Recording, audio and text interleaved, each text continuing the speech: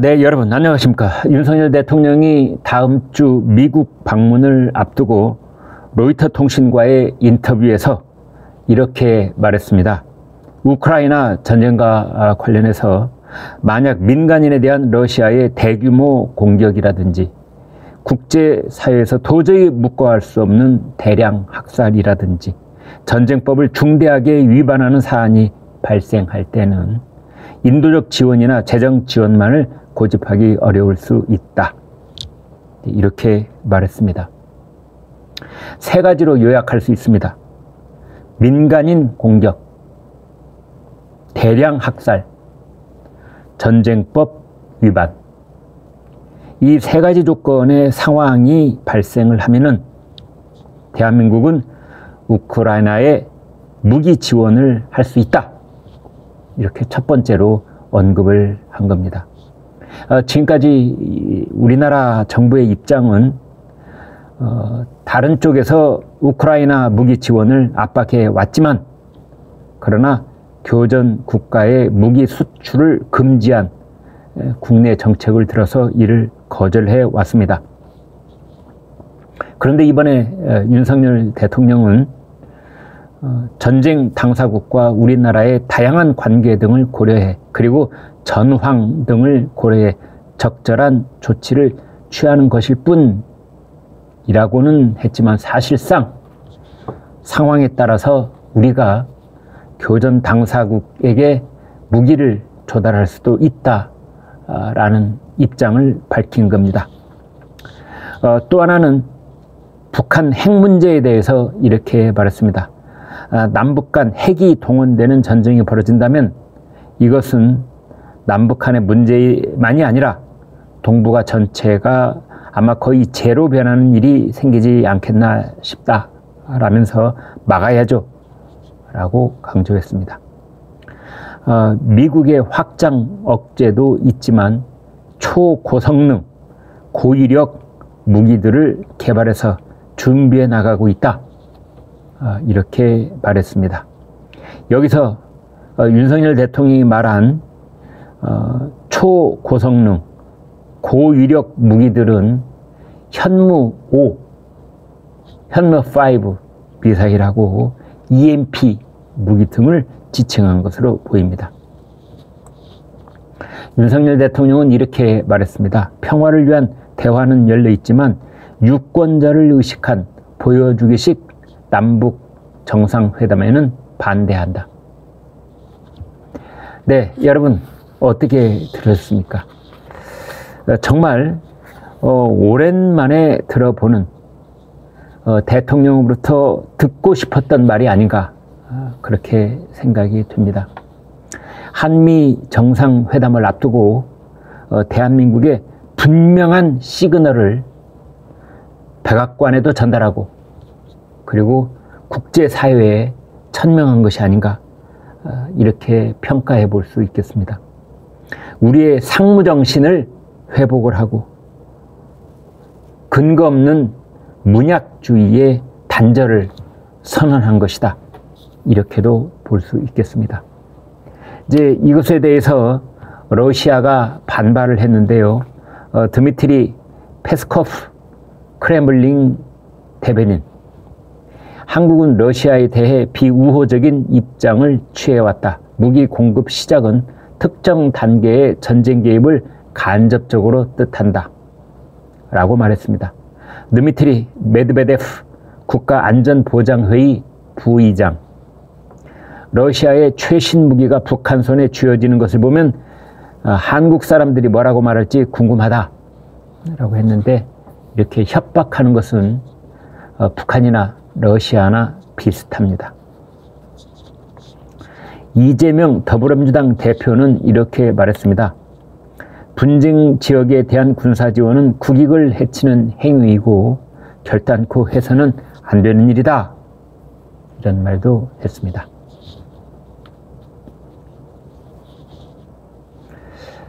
또 윤석열 대통령은 서울 강북구 4.19 민주묘지에서 열린 63주년 4.19 혁명 기념식을 찾았습니다. 이렇게 말했습니다.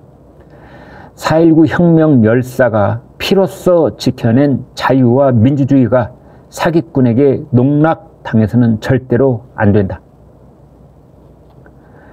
윤석열 대통령은 당선인 신분이던 작년에 이어서 2년 연속으로 4.19 기념식을 찾았습니다.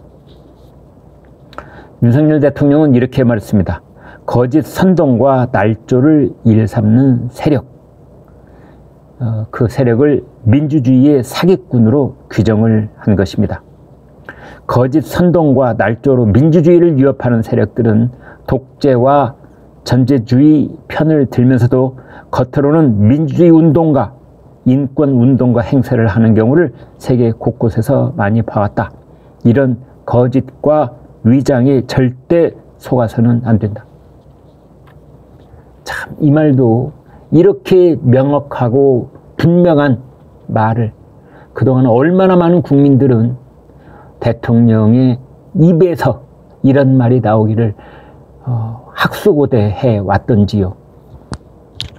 그 자들을 윤석열 대통령은 사기꾼이다, 거짓 선동가다, 날조를 했다. 또 그들은 민주주의 운동가 연하기도 하고 인권 운동가로 위장을 하기도 하고 거짓말을 일삼는다. 이렇게 말한 겁니다. 여권 관계자는 윤 대통령의 말을 이렇게 해석을 했습니다.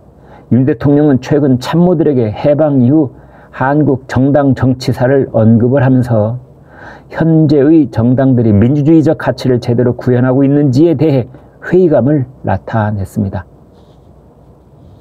즉 민주화 세력을 자처하면서 내로남불을 일삼는 현재의 야권이 자유민주주의의 적이 아니냐, 이런 인식인 겁니다. 이재명 대표는 페이스북에 글을 올렸는데요. 역사는 전진과 후퇴를 반복한다. 아무리 강한 정권도 국민을 이길 수 없다. 4.19는 국민이 오만한 독재 권력을 몰아낸 날이다. 이렇게 말을 했습니다. 윤석열 대통령이 이날 발언에 대해서 한겨레 신문은 이렇게 보도했습니다.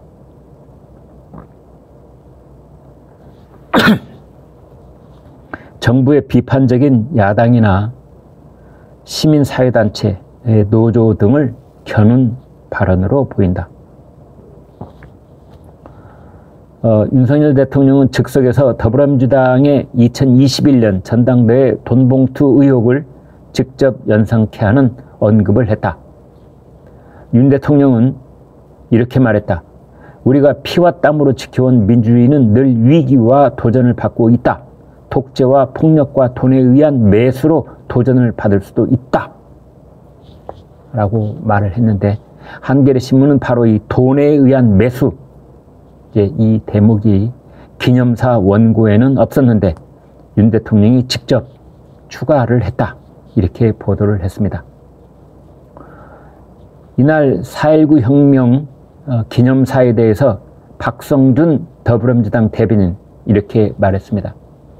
대통령이 4.19 혁명 기념일에 국민 통합을 강조하지는 못할 망정 갈등을 조장하는 저주의 단엄한 나이라는 이유가 뭐냐? 야당과 언론을 가짜뉴스 선동꾼으로 매도하고 민주적 의사결정 시스템을 위협하는 사기꾼이라고 칭하고 싶은 거냐? 4.19 혁명 기념일에 야당과 언론에 대한 전쟁을 선포하고 싶은 거냐? 라고 반발했습니다. 이재랑 정의당 대변인, 기념사를 들으며 충격을 금할 수 없다. 정부를 향한 분노와 비판의 목소리를 거짓 선동 날조 전체주의 독재라 이야기한 적대적 기념사는 실로 국민을 향한 선전포고에 가깝다. 라고 말했습니다. 윤석열 대통령은 4.19 기념사, 민주주의가 사기꾼에게 농락돼서는 안 된다. 라고 말한 그 기념식에 참석하기 직전에 희생자 영정을 모신 유영 보관소를 살펴봤습니다. 네. 유영 보관소입니다. 잘 보이십니까?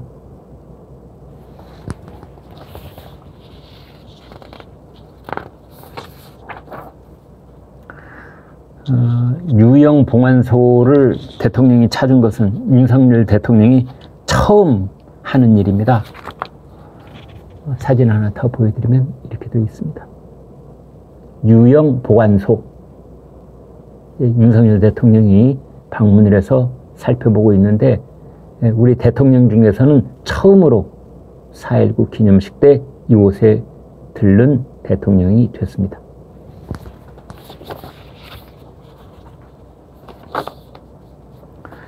기념사하는 장면 사진 하나 더 보여드리겠습니다. 네, 피로 지킨 민주주의, 사기꾼에게 농락돼서는 안 된다.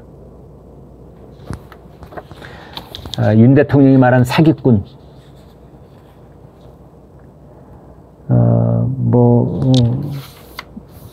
윤석열 대통령은 거기에 기가 막힌 단어들을 썼죠. 민주주의 운동가, 인권 운동가. 떠오르는 사람들 있죠. 네.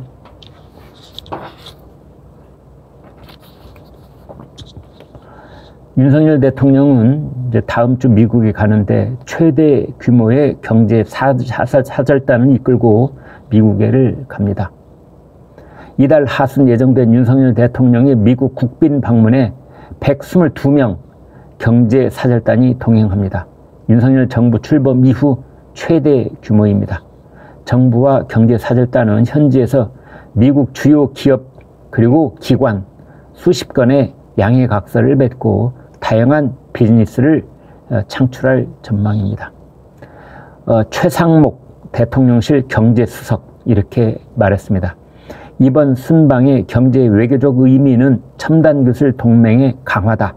구체적으로는 공급망의 협력, 첨단 과학기술 협력, 세일즈 외교를 통한 수출 확대, 첨단 기업 투자 유치, 그 세 가지 키워드를 중심으로 이루어진다.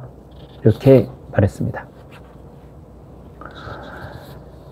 윤석열 대통령은 미국 방문 때 하버드 대학에서 강연을 합니다. 강연 주제는 자유를 위협하는 도전과 그에 맞선 대응 방안입니다. 그리고 조셉 나이 하버드대 석좌 교수와 토론을 하고 학생들과 대화의 시간도 갖습니다.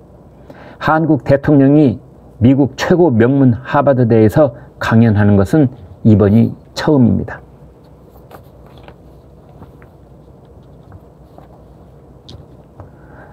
북한의 김정은 국무위원장이 신형 군사정찰 위성 제작 완성을 선언하면서 계획된 시일 안에 발사하라 이렇게 지시를 했습니다.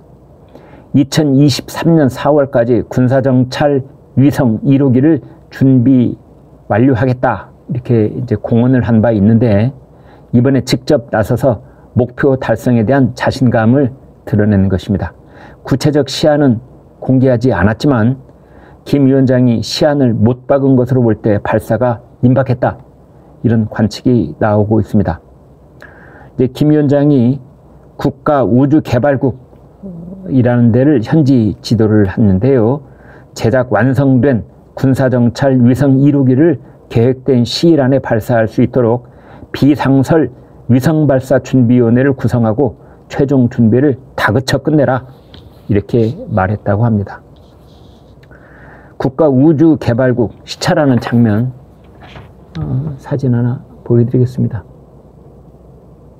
네, 북한의 이른바 국가우주개발국. 네, 김정은 뒤에 이제 딸 김주애가 앉아 있습니다. 이 어린아이가 뭘 알겠습니까? 다 쇼라는 것을 정말 너무나 노골적으로 드러내고 있다. 이제 이런 생각이 드는데요.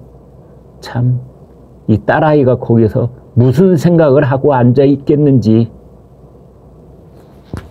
이게 북한입니다. 이게 김정은 체제입니다.